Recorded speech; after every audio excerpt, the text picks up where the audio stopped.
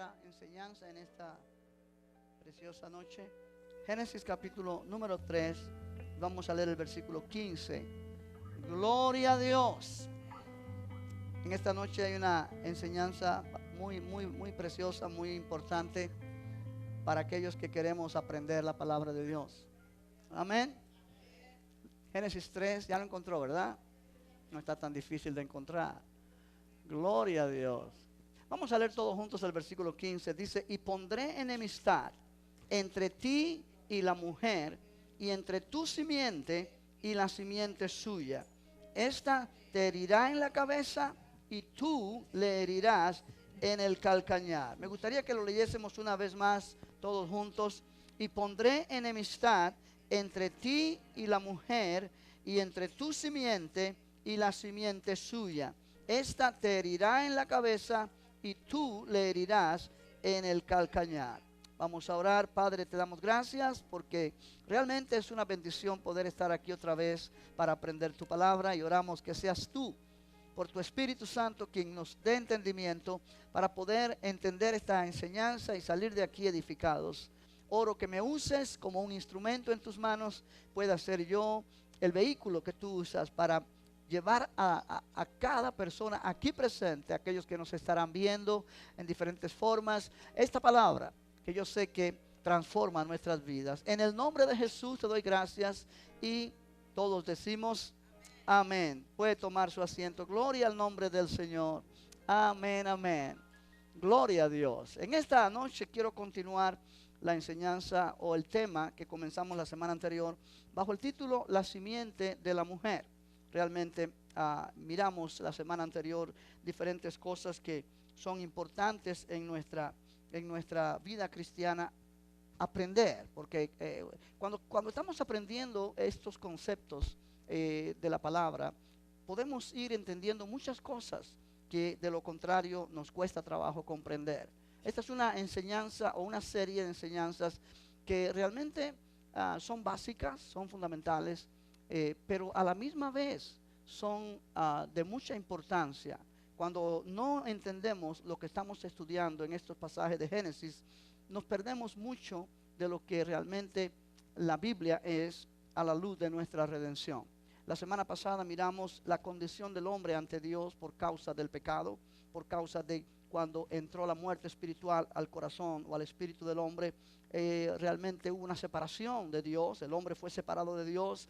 Allí llegó a una condición donde él no puede acercarse a Dios de ninguna manera, a menos que Dios sea el que abra la puerta para que él tenga acceso a su presencia. Y gracias a Dios que Dios siempre ha abierto un camino para que el hombre pecador pueda entrar a la presencia de Dios y pueda otra vez disfrutar de una relación y comunión con Dios. Dios es amor. Dios es amor. En medio de un mundo de conflictos y problemas que vivimos todo el tiempo, violencias y maldad, guerras, mucha gente tiene el concepto de que dónde está el Dios que es amor, si es todo un desastre lo que estamos mirando a nuestro alrededor. Pero Dios es amor, y el desastre no es provocado por Dios, es provocado por el hombre. Pero desde el mismo principio hemos visto que Dios siempre quiso atraer de nuevo al hombre que Él creó y al hombre que se quiso separar de Dios. Nunca olvidemos esto, iglesia, que Dios creó al hombre con la capacidad de poder tomar dominio sobre esta creación, sobre este universo. De manera que el hombre quiso pecar, quiso desobedecer a Dios. No fue que fue engañado. El hombre no fue engañado. La mujer fue engañada, el hombre no. El hombre sabía lo que él estaba haciendo, y a pesar de lo que él sabía y las consecuencias que podían venir, él quiso desobedecer a Dios, él quiso pecar contra Dios, y por eso se le llama un pecado de alta traición. Y realmente fue separado de Dios, porque el pecado no puede habitar en la presencia de Dios. Sin embargo, Dios siempre ha querido restaurar al hombre. Y aún el día de hoy, Dios quiere restaurar al hombre, bendito Dios. Y miramos la semana anterior la incapacidad que el hombre tiene de acercarse a Dios. Miramos algunos ejemplos en el Antiguo Testamento, los hijos de Aarón. Miramos en 1 Samuel 6, el arca del pacto cuando llegó a la tierra de los filisteos, cómo hizo estragos allí por causa de que ellos estaban mirando un objeto que simbolizaba la presencia de Dios, que era sagrada, que era santa y nadie podía mirar. Solamente el sumo sacerdote en el pueblo de Israel una vez al año. O sea que Dios nos enseña que Él es santo y que por causa de que Él es santo, el hombre pecador no puede acercarse a Él. Es que no puede. Y la única manera es cuando Dios es el que de alguna manera atrae al hombre a través de diferentes condiciones que Dios pone. Y miramos la semana anterior el clamor del hombre por un mediador. El hombre se dio cuenta que no podía acercarse a Dios directamente, necesitaba un mediador. Y Dios proveyó ese mediador, gloria a Dios. Y dice la Biblia en el libro de 1 Timoteo que no hay ningún otro mediador entre Dios y los hombres, sino Jesucristo hombre. Gloria al Señor. Jesucristo es nuestro mediador. No es nadie más, no es nadie más. Solamente Jesús es nuestro mediador. Ahora, miramos que en este pasaje de Génesis 3:15 es donde Dios da la primer promesa de la encarnación. En el mismo momento cuando el hombre peca contra Dios, Dios inmediatamente da la primer promesa de que Él restauraría al hombre, de que Él daría redención al hombre. Y es allí donde Él dice: pondré enemistad entre ti y la mujer, entre tu simiente y la simiente suya. Esta te herirá en la cabeza y tú le herirás en el calcañar. Estudiamos la semana anterior que en ese pasaje hay 4 afirmaciones extraordinarias de esa promesa. Número 1, que Dios dice: pondré enemistad entre ti, o sea, la serpiente que simboliza a Satanás, y la mujer. Y a través de la historia ha sido probado cuánto la mujer ha sufrido y ha sido menospreciada en todas las culturas prácticamente, hasta el cristianismo, que es donde la mujer otra vez pudo recibir de vuelta el valor y la dignidad que Dios siempre quiso que tuviese. Pero actualmente hoy día hay muchas religiones fuera del cristianismo que menosprecian, denigran a la mujer en una manera absoluta. Es parte del cumplimiento de esta profecía. Y Dios dijo: pondré enemistad entre tu simiente, la simiente de Satanás, y la simiente de la mujer. La simiente de Satanás es la humanidad sin Cristo, la humanidad rebelada contra Dios, la humanidad que es enemiga de Dios. El ser humano en su condición natural es enemigo de Dios. La Biblia dice que la carne es enemistad contra Dios. ¿Por qué? Porque no puede sujetarse a la ley de Dios, no puede obedecer a Dios. La carne tiene un principio, y cuando digo la carne me refiero a la humanidad nuestra sin Cristo. Nuestra persona humana, el ser humano en su estado natural no regenerado, es enemigo de Dios. Aun cuando tenga su religión, aun cuando tenga sus creencias, aun cuando practique ciertas formas de vida para vivir una vida haciendo bien a la gente, es enemigo de Dios. ¿Por qué? Porque no se somete a la palabra de Dios, no se sujeta. Y dice la Biblia, no puede sujetarse porque es enemigo de Dios. ¿Cuántos me entienden lo que hablo? Y la simiente de la mujer es Cristo. Y es interesante que la simiente de la mujer es mencionada allí de una manera muy, muy singular, porque casi siempre en la Biblia se menciona la simiente del hombre para mencionar a los hijos que nacen. ¿Sí? La simiente de Abraham, por ejemplo, la descendencia de Isaac, la descendencia de Jacob. Siempre es la descendencia del hombre, no de la mujer. Pero cuando dice aquí la simiente de la mujer, está hablando Dios desde Génesis 3, apuntando hacia la Virgen María, que llevaría en su vientre a un niño que no sería producto de una relación sexual entre hombre y mujer, sino sería por obra y gracia del Espíritu Santo.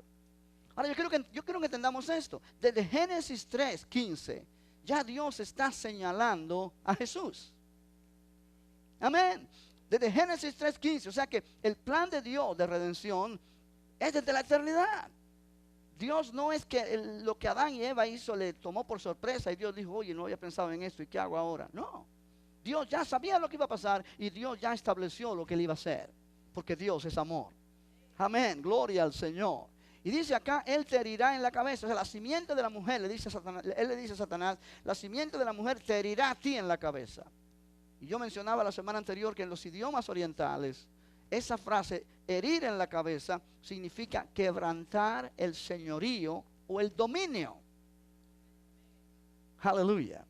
Si Dios le está diciendo a Satanás ahí mismo, has tomado la autoridad sobre el hombre que yo creé y le has robado la autoridad que yo le di a él. Pero desde ahora te estoy diciendo, la simiente de la mujer te quitará ese dominio. La simiente de la mujer vendrá y te quitará esa autoridad. Alabado sea el nombre del Señor. Y eso fue llevado a cabo cuando Jesús murió en la cruz del Calvario. Cuando hizo allí la obra redentora. Y dice, y tú le herirás en el calcañar. Y realmente una herida en el calcañar es una herida que duele, pero no es mortal.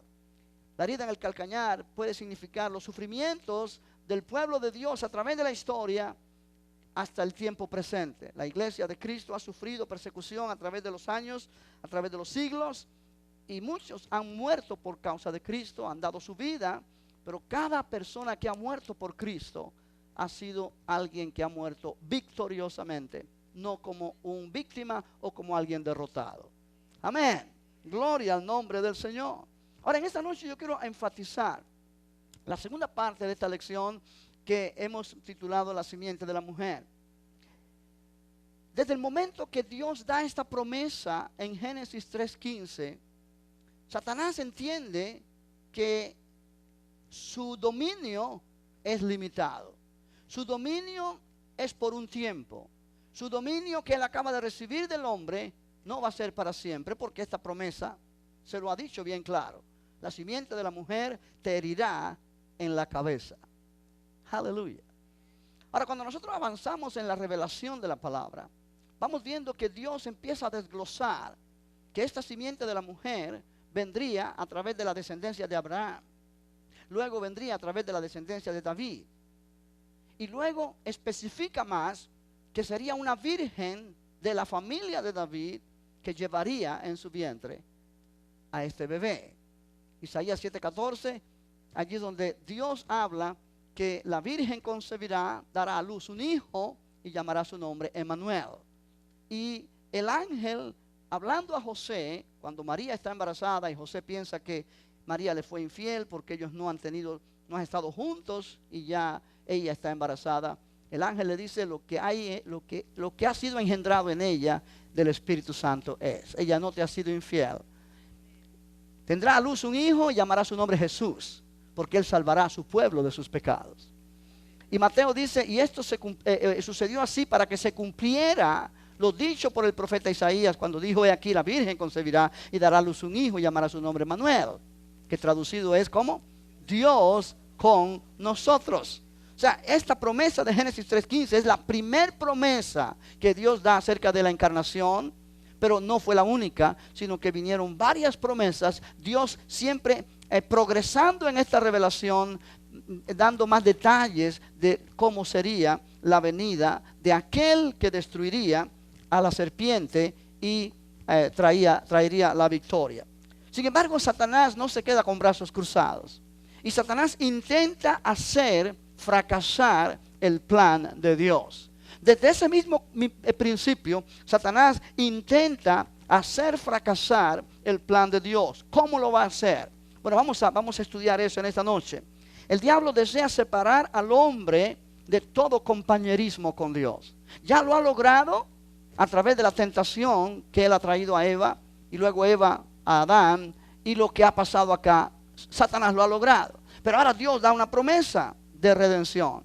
Pero Satanás quiere separar al hombre del compañerismo con Dios. Y entonces venimos a la historia en el capítulo 4, donde se nos menciona la historia de Abel y Caín. Este par de hermanos que realmente nos muestra cómo el enemigo de Dios y del hombre trata de destruir, hacer fracasar el plan de Dios. Abel había recibido el testimonio de que era justo cuando él ofreció un sacrificio mejor que el que sacrificó Caín. Capítulo 4 de Génesis, verso 1 dice, conoció Adán a su mujer Eva, la cual concibió y dio a luz a Caín y dijo, por voluntad de Jehová he adquirido varón. Después dio a luz a su hermano Abel, y Abel fue pastor de ovejas, y Caín fue labrador de la tierra. Y aconteció andando el tiempo que Caín trajo del fruto de la tierra una ofrenda a Jehová, y Abel trajo también de los primogénitos de sus ovejas, de lo más gordo de ellas. Y miró Jehová con agrado a Abel y su ofrenda, pero no miró con agrado a Caín y a la ofrenda suya. Y se ensañó, o sea, se enojó Caín en gran manera y decayó su semblante. Ahora, nota que Abel trajo la ofrenda a Dios de los primogénitos de sus ovejas. Lo primero de sus ovejas. Y un animal bien gordo, bien saludable. Lo mejor que podía haber tenido Abel, lo trae en sacrificio. Pero Hebreos 11 nos dice que Abel llevó a cabo esta ofrenda por fe. Por fe Abel ofreció a Dios más excelente sacrificio que Caín. Ahora, la fe viene por oír la palabra de Dios. De manera que lo que hace que Dios se agrade de la ofrenda de Abel, número uno, es que Abel dio de los primogénitos de sus ovejas. Algo bueno para Dios. Pero segundo lugar, que viene siendo el primer lugar realmente en importancia, Abel hace su ofrenda por fe. ¿Por qué? Porque él ha oído que Dios requiere sacrificio de sangre para que la persona pueda acercarse a él y ser declarado justo delante de él. Amén. La Biblia dice: sin derramamiento de sangre no hay remisión de pecados. Y Abel viene y sacrifica su oveja y la ofrece a Dios en fe, creyendo que Dios perdona sus pecados, de acuerdo a la palabra del Señor.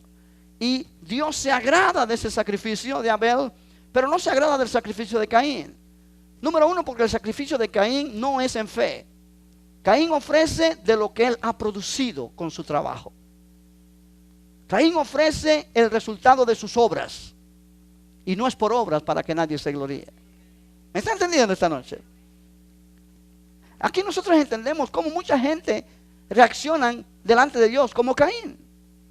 Ellos pretenden, por sus buenas obras o buenos actos, impresionar a Dios y hacer que Dios acepte sus personas o sus vidas por causa de que ellos están haciendo algo con sinceridad o de una buena intención. Pero Dios no es impresionado por nadie que actúa a su manera. Dios es impresionado por alguien que actúa en fe y en obediencia a lo que Dios ha exigido o ha requerido. ¿Cuántos entienden esto? De manera que en este mismo momento, cuando esto sucede, el versículo 5 dice, el versículo 6, entonces Jehová dijo a Caín: ¿por qué te has ensañado o enojado, y por qué ha decaído tu semblante? Si bien hicieres, ¿no serás enaltecido? Y si no hicieres bien, el pecado está a la puerta. Ahora, note esa frase. Dios le dice a Caín: si tú haces bien, o sea, no es que yo tengo favoritismo con Abel, es que Abel ha actuado correctamente y tú no. Si tú actúas correctamente como Abel, yo voy a aceptar también tu ofrenda. Amén. Si bien hicieres, no serás enaltecido. Y si no hicieres bien, si no hicieres lo correcto, el pecado está a la puerta. En otras palabras, iglesia, Dios está diciendo a Caín: cuando tú no haces lo correcto delante de mí, tú estás dándole oportunidad al pecado para venir y tomar dominio de tu vida. O sea, el pecado ya está en Caín y el pecado ya está en Abel. Pero Abel ofrece el sacrificio que puede traer perdón de ese pecado a su vida. Pero Caín no ofrece un sacrificio igual. Pero Dios le dice: si tú haces lo mismo que Abel hizo, tú serás enaltecido también. Pero si tú no haces lo mismo, el pecado que ya está en ti va a tomar dominio sobre ti y te va a destruir. Mira lo que dice el versículo 7 otra vez: si bien hicieres, no serás enaltecido, y si no hicieres bien, el pecado está a la puerta. Con todo esto, a ti será su deseo. En otras palabras, tú puedes tomar dominio del pecado y tú te enseñorearás del pecado, de él. O sea, Dios le está diciendo a Caín: aún así te estoy dando la oportunidad de que te arrepientas y ofrezcas una ofrenda igual que tu hermano, Y tú vas a poder, a través de esa ofrenda, recibir mi perdón. Y no solamente eso, sino vas a poder tomar dominio sobre el pecado que te quiere destruir. Alabado sea el Señor. Pero por un oído entró a Caín y por otro le salió. Mira el versículo 8. Y dijo Caín a su hermano Abel: salgamos al campo. Ahora, esto es planeado. No fue un accidente. Caín lo planeó. Salgamos al campo. Y aconteció que estando ellos en el campo, Caín se levantó contra su hermano Abel y lo mató. Simple. Lo mató. Ahora, la Biblia dice en 1 de Juan 3, no lo vamos a leer por falta de tiempo, pero que Caín mató a Abel, su hermano, sin motivo alguno, sino simplemente porque sus obras eran malas y las de su hermano justas. Caín mató porque sus obras eran malas. En él está dominando la naturaleza satánica. Dios lo previno. Dios le dijo: tú puedes tomar dominio sobre ese pecado que te está acechando. Pero si tú no tomas dominio de él, el pecado se va a enseñorear de ti en vez de tú sobre él. Caín no hizo caso y efectivamente eso fue lo que pasó. Él comenzó a elaborar un plan para eliminar a su hermano, porque sus obras eran malas y las de su hermano justas. Ahora, ¿no pasa eso todo el tiempo? Que personas matan, que personas destruyen la vida de otras personas simplemente por envidia, por celos, porque no toleran que uno prospere más que el otro. Y si no matan, pero destruyen la reputación de la persona que va prosperando simplemente porque sus obras son malas. No tienen otro motivo. Es el pecado en el ser humano. Amén. Ahora mira el versículo 9. Jehová dijo a Caín: ¿dónde está Abel tu hermano? Y él respondió: yo no sé. ¿Soy yo acaso guarda de mi hermano? Y él le dijo: ¿qué has hecho? La voz de la sangre de tu hermano clama a mí desde la tierra. Ahora pues, maldito seas tú de la tierra, que abrió su boca para recibir de tu mano la sangre de tu hermano. Cuando labres la tierra, no te volverá a dar su fuerza. Errante y extranjero serás en la tierra. Y dijo Caín a Jehová: grande es mi castigo para ser soportado. He aquí me echas hoy de la tierra y de tu presencia me esconderé. Caín no se arrepiente, se enoja con Dios. Y seré errante y extranjero en la tierra, y sucederá que cualquiera que me hallare me matará. Y le respondió Jehová: ciertamente cualquiera que matare a Caín 7 veces será castigado. Entonces Jehová puso señal en Caín para que no lo matase cualquiera que le hallara. Salió pues Caín de delante de Jehová y habitó en tierra de Nod, al oriente de Edén. Salió pues Caín de delante de Jehová. Caín se fue de la presencia de Dios. Caín no aceptó, no se arrepintió. Ahora, el enemigo usa a la persona de Caín para destruir a Abel. Y aquí hay algo importante, que no es solamente que Caín mató a Abel porque sus obras eran malas, sino que los actos de Caín están siendo impulsados por Satanás mismo con la intención de destruir a Abel, porque a través de Abel viene la línea del justo, de donde la simiente de la serpiente, de la mujer, perdón, vendría. Déjame darte chance a que lo mastiques. Satanás entiende, oye bien esto, que el corazón de Abel es un corazón para Dios. Abel es justo. Hebreos 11 dice que Abel alcanzó ese testimonio de que era justo por la ofrenda que hizo. Satanás entiende que Abel ha sido justificado por Dios por esa ofrenda que él hizo. Y él entiende que Abel va a traer una descendencia de gente justa, y esa puede ser la descendencia a través de la cual puede venir la simiente de la mujer que va a destruir a Satanás. Entonces Satanás dice: yo necesito destruir a Abel para que no venga el cumplimiento de lo que Dios me dijo que pasaría. Destruyendo la vida de Abel, destruyó la línea del justo que en ese tiempo existía. Abel era la persona justa. Aleluya.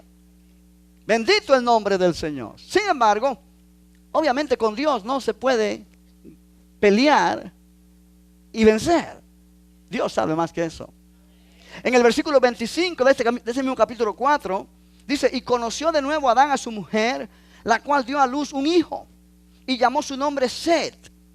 Porque Dios dijo ella, me ha sustituido otro hijo en lugar de Abel, a quien mató Caín. El nombre Set significa sustituto o sustitución. De manera que Dios permite, Adán y Eva tienen otro hijo, y este hijo le ponen por nombre Set, porque significa ese nombre sustitución o sustituto. En otras palabras, Set sería alguien justo también como Abel. Aleluya.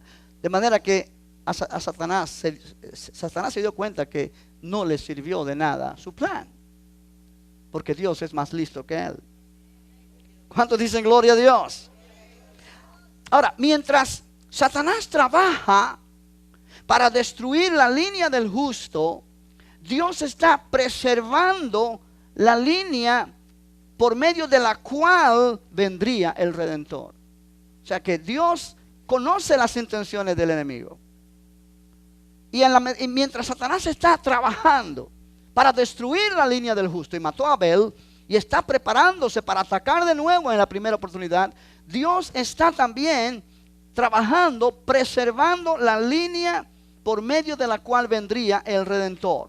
Dios está actuando, y esto es interesante, con miras a la encarnación o a la simiente de la mujer que vendría en un futuro. En este capítulo 4 y en el capítulo 5 de Génesis vamos a notar dos cosas interesantes. Número 1, después que Caín se destaca por matar a su hermano, se menciona que Caín tiene una descendencia, y una descendencia que termina en un hombre llamado Lamec, que se destaca por ser un polígamo y un asesino. O sea que Caín comienza a traer una descendencia totalmente contraria o opuesta a la voluntad y a la palabra de Dios. Versículo 17 de Génesis 4 dice, y conoció Caín a su mujer, la cual concibió y dio a luz a Enoc. Aquí esta es la pregunta de los 64,000 pesos. ¿De dónde salió la mujer de Caín? ¿Sabe qué pasa, iglesia?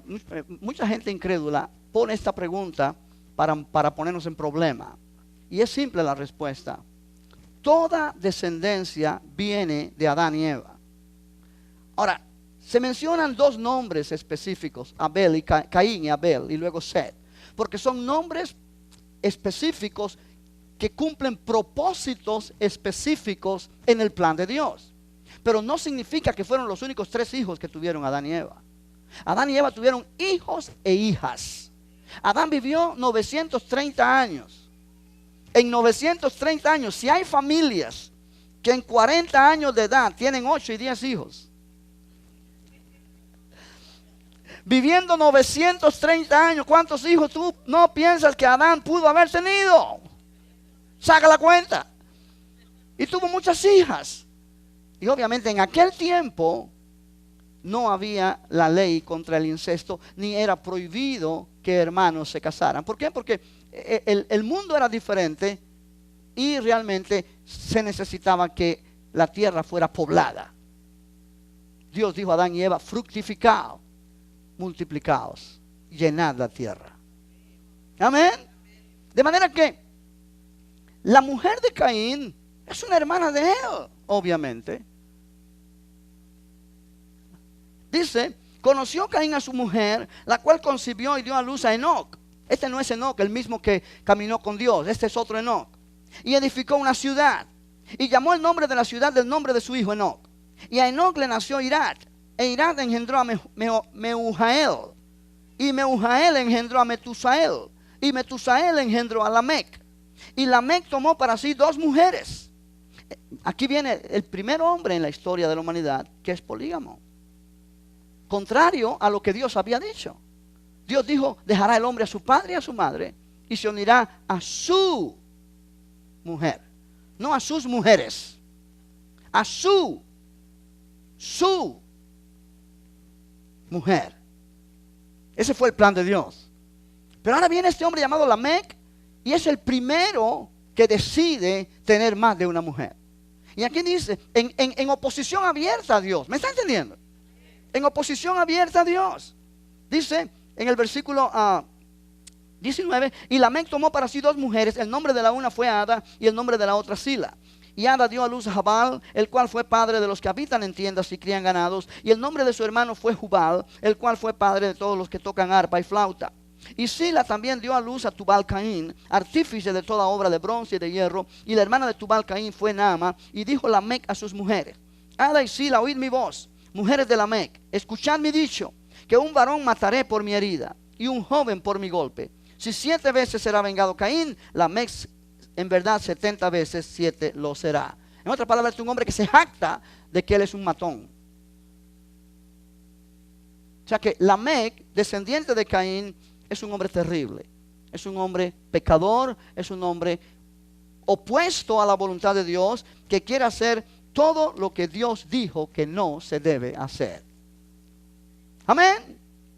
Ahora, el Espíritu Santo señala que Adán y Eva tuvieron a Set, este hijo que su nombre significa sustituto. Por esta línea de Set vinieron Abraham, primero Noé, o primero antes de Noé vino Enoc, que caminó con Dios y fue traspuesto porque fue un hombre de fe. Luego vino Abraham, Noé, Sem, Abraham, Jacob y más tarde Jesús, quien fue o quien es la simiente de la mujer que hirió la cabeza de la serpiente. O sea que Dios está trabajando su plan.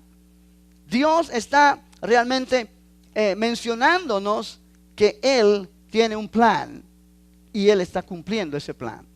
Ahora, esto nos da ánimo, o nos debe dar ánimo, porque tú sabes que tú estás tratando con un Dios que es un Dios de propósito. Un Dios que te ha escogido a ti y a mí para cumplir un propósito. Y lo que Él se propone hacer, lo hará. No importa cuánto el diablo se opone, no importa cuántos enemigos se levantan, lo que Dios se ha propuesto hacer contigo, lo hará. El salmista dijo: Jehová cumplirá su propósito en mí. Oh, aleluya. Eso me llena a mí de esperanza y de fe. Lo que Dios va a hacer conmigo, lo va a hacer. Y no hay diablo que se pueda oponer victoriosamente. Que pueden venir ataques, sí vienen. Que pueden venir pruebas, sí vienen. Pero lo que Dios ha decidido que Él va a hacer conmigo y a través de mí, no hay nadie que lo pueda impedir. Solo yo sí lo rechazo. Aleluya. ¿Cuántos dicen gloria al nombre del Señor? Ahora, cuando estudiamos la línea de descendientes de Caín y la línea de descendientes de Set, vamos a mirar 2 líneas que son totalmente opuestas la una hacia la otra. Y aquí vamos viendo cómo Satanás, usando la línea de Caín todavía, pretende destruir o hacer fracasar el plan de Dios. Los descendientes de Caín se destacaron por ser constructores, construyeron ciudades, inventaron artes, inventaron diferentes maneras de diversión, quizás para mitigar la maldición del pecado. Pero fueron personas que se destacaron en eso, en las artes, se destacaron en la construcción de ciudades, se destacaron en la música, por ejemplo. Allí estuvimos leyendo que tocaban diferentes instrumentos los descendientes de Caín. Los descendientes de Set caminaron con Dios. Esta fue una descendencia que quiso obedecer a Dios. Mira, en el capítulo 4, una vez más, en el versículo 26, esta vez, dice: y a Set también le nació un hijo, y llamó su nombre Enos. Entonces los hombres comenzaron a invocar, ¿qué? El nombre de Jehová. Ahora es interesante que el nombre de Jehová aquí no se ha mencionado, o esta es la primera vez que se menciona, siendo invocado por los hombres. Y realmente el nombre Jehová habla del pacto que Dios hace con el pueblo. O sea que en este momento estamos mirando que estos hombres entienden que Dios ha hecho un pacto de bendición. Y ellos comienzan a invocar el nombre de Jehová como realmente dando a entender que han entrado en ese pacto de bendición. con Dios. Mientras que la línea de Caín está destacándose en lo negativo, en lo malo, en lo pecaminoso, esta línea de Seth está destacándose en ser personas que caminan con Dios, que obedecen a Dios, que han entrado en un pacto con Dios, en un pacto de bendición. Ahora es interesante notar que el séptimo hijo de Caín, o de la línea de Caín, es Lamec, un polígamo, un asesino, un amante de la violencia, un hombre que se jacta en decir que él es un matón, que él es un violento, que a él nadie lo puede enfrentar. Pero el séptimo de Seth es Enoc, el hombre que caminó con Dios. Si tú miras conmigo en el capítulo 5 de Génesis, en el versículo 21, dice: vivió Enoc 65 años y engendró a Matusalén. Y caminó Enoc con Dios. Caminó Enoc con Dios. Ahora, en un lugar en el libro de Amós dice: ¿podrán andar dos juntos sin que estén de acuerdo? Es imposible. Lo cual implica que cuando dice la frase caminó Enoc con Dios, Enoc caminó en acuerdo con Dios. Ahora, es interesante. En el hebreo de este pasaje se nos dice: caminó pues Enoc con Dios. Pero en la Biblia griega de este pasaje dice: Enoc agradó a Dios. El libro de Hebreos, capítulo 11, míralo conmigo allí por favor, en Hebreos 11. El autor de los Hebreos, de este libro de Hebreos, traduce este pasaje de la Biblia griega y no de la Biblia hebrea. Y mira cómo lo pone. Hebreos capítulo 11, verso 5. Por la fe Enoc fue traspuesto para no ver muerte. Traspuesto quiere decir fue trasladado al cielo sin morir. Fue raptado, arrebatado, como le queramos llamar. Y no fue hallado porque lo traspuso Dios. Y antes que fuese traspuesto, tuvo testimonio ¿de qué? De haber agradado a Dios. El autor de Hebreos toma esa frase, haber agradado a Dios, del capítulo 5 de Génesis, que acabamos de leer, que dice caminó Enoc con Dios. El hebreo dice caminó Enoc con Dios. La Biblia griega dice Enoc agradó a Dios. O sea, quiere decir, caminar con Dios es estar de acuerdo con Dios. Y al estar de acuerdo con Dios es agradar a Dios. Pero ahora, Enoc caminó con Dios, estuvo de acuerdo con Dios, agradó a Dios, porque Enoc caminó en fe. Mira lo que dice el verso 6. Pero sin fe es que imposible agradar a Dios. Porque es necesario que el que se acerca a Dios crea que le hay y que es galardonador de los que le buscan. Iglesia, aquí hay una lección para ti y para mí. Nosotros somos muy amantes de caminar con Dios en la medida que sentimos a Dios. Cuando sentimos la presencia de Dios, decimos: wow, yo estoy caminando con Dios. Pero cuando no sentimos nada, nos sentimos solos, deprimidos, abandonados, y entonces le damos rienda suelta a nuestros pensamientos carnales. Yo no le importo a Dios. Si le importara a Dios, no me pasaría lo que me está pasando. Dios, ¿por qué me está pasando esto? En cambio, cuando uno camina en fe, uno no camina por sentimientos. Uno no camina por emociones. Uno camina por la palabra. Uno camina por lo que Dios nos ha dicho. Y estamos de acuerdo con lo que Dios nos ha hablado. Sea que sentimos o sea que no sentimos. Sin fe es imposible agradar a Dios. Porque es necesario que el que a Dios se acerca crea que le hay. Crea que Dios existe. Crea que Dios está. Jesús dijo: cuando ores, entra a tu aposento, cierra la puerta y ora a tu Padre que está en secreto. No dice a tu Padre que lo sientes en tu corazón. Dice a tu Padre que está. Él está allí. Cuando tú estás orando, Él está allí. Sea que tú lo sientes o no lo sientes. Cuando vas en tu carro y vas alabando a Dios, Él está contigo allí. Cuando vas en tu carro y vas callado y no estás alabando a Dios, Él está contigo allí también. Cuando estás en tu carro o en cualquier lugar y te sientes morir por los problemas, Dios está contigo allí. Y Él quiere que tú creas que Él está. Y que Él es galardonador de los que le buscan. Aunque parece que el mundo se te está cayendo encima, Dios está allí contigo. Y si Dios está allí contigo, entonces tú eres vencedor. Alabado sea Dios. Aleluya. Bendito el nombre del Señor. Enoc fue el séptimo de la línea de Set. Y Enoc da testimonio. Mira, Génesis 5 otra vez, en el versículo 21. El versículo 22, perdón. Y caminó Enoc con Dios después que engendró a Matusalem 300 años. Caminó con Dios 300 años. No un día, 2 días, 3 días, una semana. No, 300 años. Enoc caminó con Dios 300 años. Día a día caminando con Dios. Día a día de acuerdo con Dios. Día a día agradando a Dios. Día a día por fe en Dios. Hasta el momento que Dios se lo llevó. Porque este mundo no era digno de Él.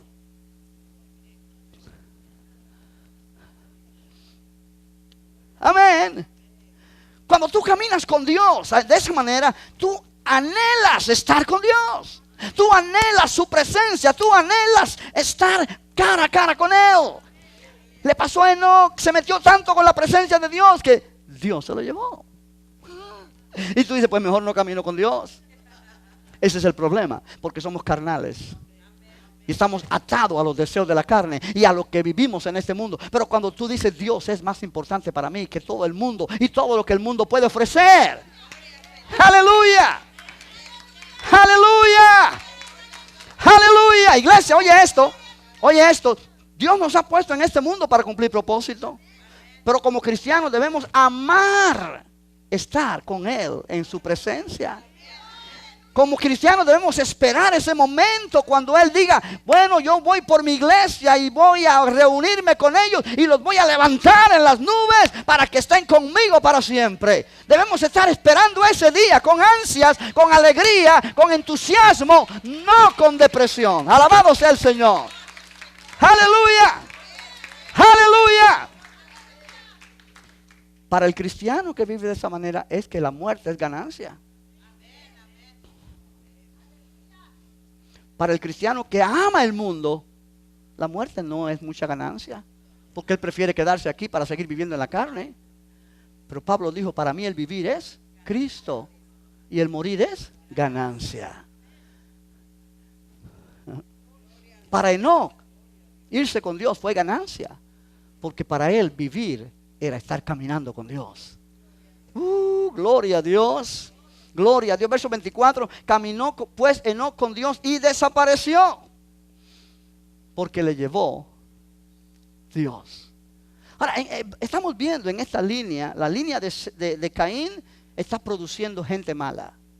La línea de Set está produciendo gente buena, gente justa, gente que ama a Dios. Pero ¿qué hace Satanás? Satanás se da cuenta de que si esto sigue así, esta línea de gente justa va a seguir creciendo, va a seguir aumentando, va a seguir multiplicándose, y la simiente de la mujer vendrá y lo va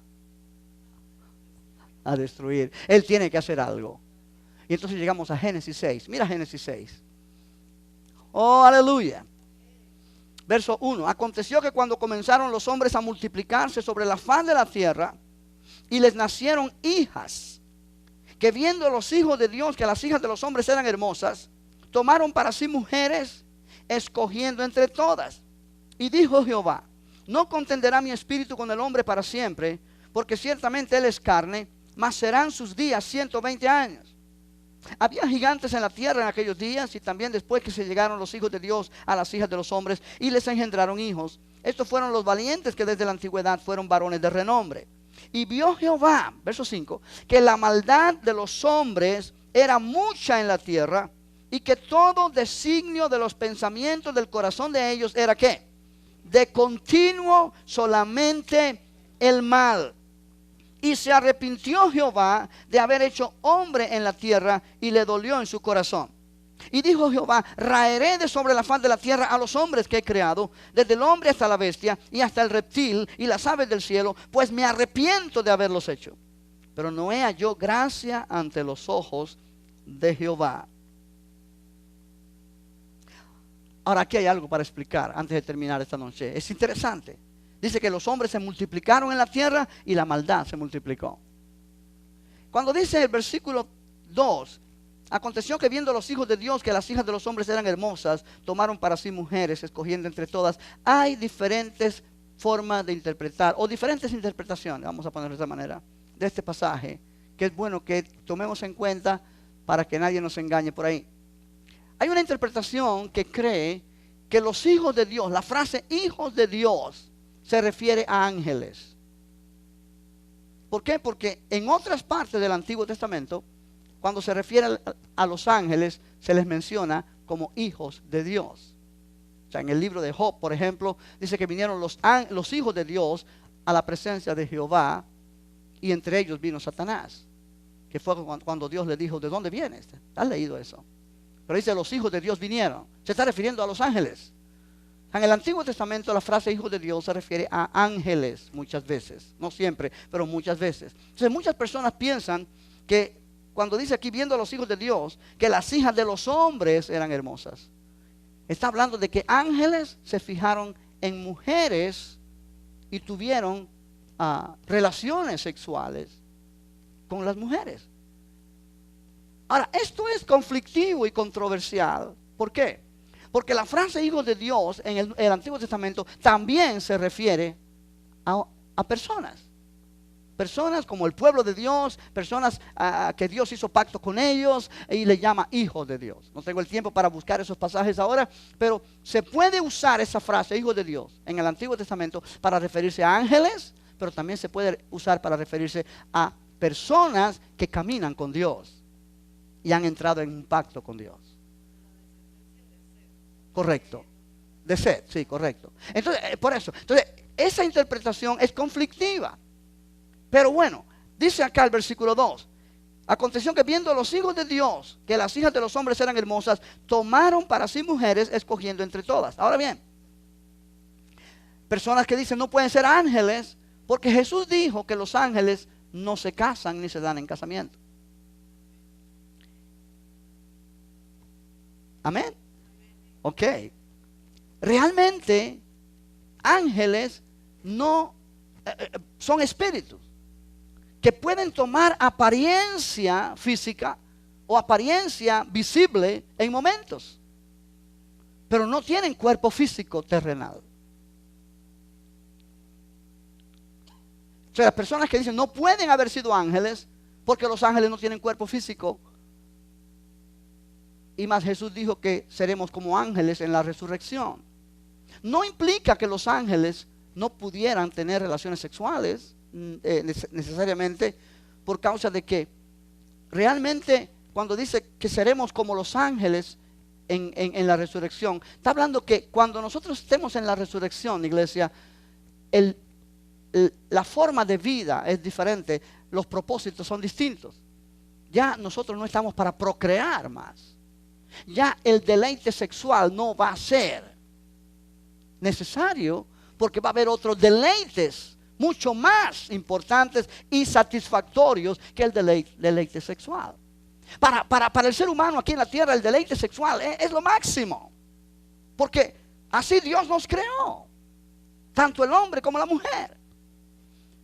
Pero en la vida de la resurrección hay otra forma de vida y hay otros deleites que son mucho más importantes y más satisfactorios que el deleite sexual. O sea, cuando estemos en la presencia de Dios y de Cristo en la Nueva Jerusalén, lo menos que nos vamos a acordar es de relaciones sexuales. ¿Por qué? Porque hemos entrado en una nueva etapa de vida. Y tú dices, a mí me gusta más aquí. Porque vuelvo a lo mismo, aquí estamos en una esfera de la carne donde Dios nos ha dado ese don de poder tener una vida de intimidad con la esposa o la esposa con el esposo, y es algo que Dios nos hizo para eso. Pero en la eternidad no va a ser necesario, ni va a ser un deseo. Hay otras cosas que van a ser mucho más atractivas que eso. ¿Me está entendiendo? Aleluya. O sea, en ese sentido seremos como los ángeles. Ahora, nosotros no podemos tomar una decisión con este pasaje y decir, no, son ángeles o son hombres. La Biblia no explica, pero sí podemos mirar sí podemos mirar lo que da más, quizá más acertado, lo que más se conecta con el contexto. Estamos mirando que Satanás está tratando de destruir la descendencia de Set, la descendencia del justo. ¿Qué ha hecho Satanás? Que ha comenzado a traer pensamientos a la humanidad, a la sociedad de aquel tiempo, donde la gente comienza a apartarse, tanto los descendientes de Caín como los descendientes de Set, de el propósito de Dios y de la voluntad de Dios, y comienzan a estar mirando solamente lo satisfactorio y lo deleitoso del aquí y el ahora. Jesús dijo que la venida del Hijo del Hombre será como los días de Noé, cuando la gente se casaba y se daba en casamiento. O sea, da a entender Jesús que en este tiempo lo único que le importaba a las personas era el casarse y el darse en casamiento. Y aquí muchos piensan que estaban hablando no solamente de casarse un hombre con una mujer, sino estaba hablando aquí de relaciones adúlteras y de relaciones realmente como estoy casado con mi esposa, pero la dejo aquí y me caso con otra. Eso era lo que estaba en función. Y empezó a haber una inmoralidad. ¿Por qué digo esto? Mira lo que dice el versículo 3. Y dijo Jehová: no contenderá mi espíritu con el hombre para siempre, porque ciertamente él es, ¿qué? Carne, mas serán sus días 120 años. Versículo 5. Y vio Jehová que la maldad de los hombres era mucha en la tierra. La maldad de los hombres era mucha en la tierra. No menciona ángeles. No dice la maldad de los ángeles. Dice la maldad de los hombres. Entonces, de acuerdo a ese contexto, podemos pensar, sin llegar a ser dogmáticos, que realmente lo que está pasando aquí es que la línea de Set se está mezclando con la línea de Caín y está corrompiéndose. De aquí viene el principio que el apóstol Pablo pone: no os unáis en yugo desigual con los incrédulos. ¿Por qué? Porque cuando hay una unión desigual, la tendencia a que el incrédulo tome influencia sobre el creyente es más fuerte que el creyente tome influencia sobre el incrédulo. Amén. O sea, aquí hay una mezcla, a tal punto que Dios dice: la maldad de los hombres era mucha en la tierra, y que todo designio de los pensamientos del corazón de ellos era de continuo solamente el mal. Ahora ya no es la línea de Set, de Caín solamente, ahora es la línea de Set también. Todos se corrompieron. Y se arrepintió Jehová de haber hecho hombre en la tierra. Cuando dice se arrepintió, no es que Dios se arrepintió y dijo: qué error cometí, me arrepiento de lo que hice, pero no lo vuelvo a hacer. No. Dios no es hombre para que mienta, ni es hijo de hombre para que se arrepienta. Dios no tiene nada de qué arrepentirse. Pero esta palabra arrepentirse se usa y tiene un uso que es el que aquí se aplica, que quiere decir le pesó a Dios en su corazón. Dios sintió dolor. Él creó al hombre para tener compañerismo con el hombre, para que el hombre le amara, para poder bendecir al hombre, y el hombre le está respondiendo de una manera totalmente errónea. Y Dios dice: me duele en mi corazón, me pesó en mi corazón. Se arrepintió Jehová de haber hecho hombre en la tierra, y le dolió en su corazón. Y dijo Jehová: raeré de sobre la faz de la tierra a los hombres que he creado, desde el hombre hasta la bestia y hasta el reptil y a las aves del cielo, pues me arrepiento de haberlos hecho. Quiere decir, me duele haberlos hecho por lo que está pasando. Pero el versículo 8 es interesante. Pero Noé halló gracia ante los ojos de Jehová. Noé halló gracia ante los ojos de Jehová. Aleluya. Ahora, para entrar en la conclusión en esta noche, la condición del hombre fue tan terrible que Dios tuvo que mandar el diluvio y destruir a toda la humanidad, para poder destruir toda esa simiente que se corrompió y que estaba dando lugar a que Dios no pudiera traer la simiente de la mujer. ¿Por qué? Porque toda la humanidad estaba corrompida. Pero Noé, hubo siempre un hombre. Noé halló gracia. delante de los ojos de Dios. Y Dios usa a Noé para construir el arca. Y darle la oportunidad a todo aquel que quiera salvarse del diluvio. Pero nadie cree a Noé. Y Noé se mete en el arca con su familia solamente y con los animales que Dios le dijo que entraran para mantener la fauna en la tierra después del diluvio. Pero aquí nosotros vemos algo interesante, que Dios tuvo que enviar el diluvio para poder cumplir su propósito y traer la simiente de la mujer, traer el encarnado, traer a Cristo. ¿Por qué? Porque al conservar a Noé y a sus hijos, de ellos vuelve a formar Dios otra humanidad. Y descendientes de Noé vienen a ser los padres, por decirlo así, de Abraham, con quien Dios hace un pacto y a quien Dios promete que su simiente heredará la tierra. Aleluya. Oh, aleluya. ¿Entendemos esta noche? Aquí hay algo que yo quiero poner a manera de conclusión. Cuando miramos este pasaje en Génesis 4, 5 y 6, entendemos la necesidad que el hombre tiene de poder ser, para poder ser salvo, es necesario que la humanidad sea destruida a través del diluvio, para que pueda conservarse un remanente pequeño a través del cual pueda venir la simiente de la mujer, a quien Dios prometió que destruiría la cabeza de Satanás. Oh, gloria al nombre del Señor. Ahora, cuando te pregunten por ahí, si Dios es tan bueno, ¿por qué envió un diluvio y mató a toda la gente que existían? Tenía que hacerlo así Dios. Pero Dios dio la oportunidad a todos que se arrepintieran. Noé estuvo año tras año construyendo aquella arca. Y todos los que le preguntaban, ¿qué estás haciendo, Noé? Un arca. ¿Por qué? Porque va a haber un diluvio. ¿Qué es eso? Nunca le creyeron. Pero dice la Biblia, cuando Noé construyó el arca y todos entraron, los que iban a entrar, Dios cerró la puerta. No es que Noé cerró la puerta, Dios cerró la puerta. Y cuando Dios cerró la puerta, empezó a llover y se abrió la tierra y empezó a salir agua de la tierra. La gente empezó a clamar, ábrenos Noé, pero Noé no podía abrir porque fue Dios quien cerró la puerta. ¿Por qué? Porque los hombres escogieron no creer el mensaje de Noé y rechazaron por su pecado. Ellos no tenían a Dios en su mente. Iglesia, lo mismo pasa ahora. Jesús dijo, el Hijo del Hombre vendrá como en los días de Noé. Que la gente estará en otra cosa, la gente estará en otra cosa, la gente estará en lo que el mundo ofrece, en lo que las redes sociales nos dicen, en lo que esto, en lo que aquello, en lo que puedo lucir, en lo que puedo tener. La mente está puesta en la vanidad, la mente está puesta en lo superficial, la mente está puesta en lo atractivo a los ojos físico, y el corazón se está alejando cada vez más de Dios. Y tristemente que ese sentir está penetrando la iglesia del Señor.